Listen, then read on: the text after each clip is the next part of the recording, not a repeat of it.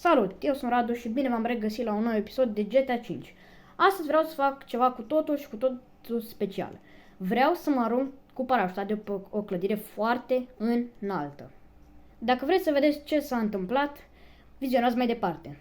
Acum vom face rost de un elicopter și de o parașută prin puterea editatului. În 3, 2, 1... BUM! Și-a apărut.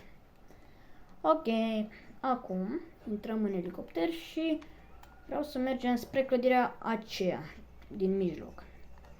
Aceea mare. Pentru a sări cu parașuta, logic. Am ajuns.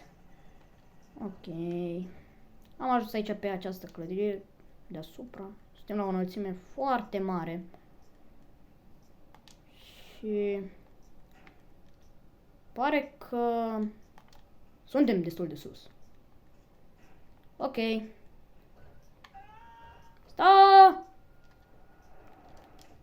Whee! Wow! Chiar m-am speriat foarte tare. Credeam că nu mai poate să dea cu parașuta. Ok. Păi! Ce drăguț! Ia. Oare putem ajunge aici sus? Aici la construcții. Ok, am reușit. Bun, a fost ok. A fost chiar ok. Bun, acum suntem cu elicopterul la un teren de tenis. Și vreau ca de data asta să mă arunc direct din elicopter. Să nu mai duc pe o clădire sau pe o zonă, să mă arunc direct din elicopter. Bun. Hai să vedem dacă reușim.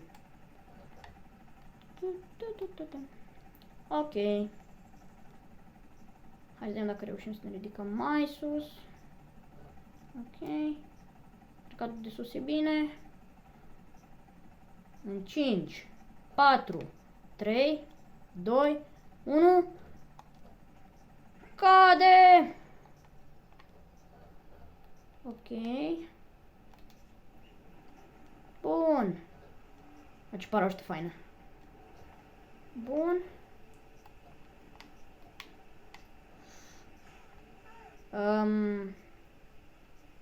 Da. N-ați văzut nimic? Ok. Sunt în regulă. Ok. Bun. Acum vreau să fac ceva și mai, cum să zic, ciudat, da, și riscant.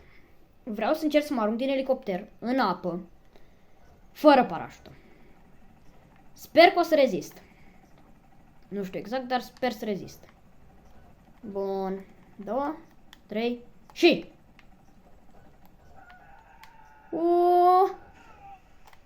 Ok. E ok. Bun. Ok. Bun.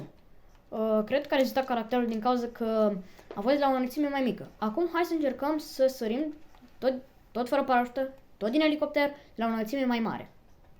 Bun. Suntem aici cu elicopterul și încercăm să sărim de la o înălțime mai mare. Ok. Au pornit motoarele. Au tras mitralierele. Și încercăm să ne ridicăm mai sus. Haide. Bun. 2, 3 și...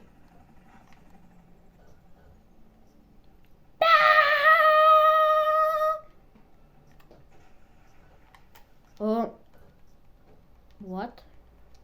Dumnezeu? Nici măcar din armură, nici din viață, din nimic nu i-a luat. Ok, adică i-a luat din armură când am sărit de la o înălțime mică, de la una mai mare, nu s-a întâmplat nimic. Absolut nimic. Ciudat. Este chiar foarte, foarte ciudat. Cam atât pentru astăzi, nu uitați să dați un like, un share și un subscribe. Și dacă facem la acest videoclip 10 like-uri, îl vom tunde pe Michael pentru că da, i-a crescut părul. Pe data viitoare. Pa!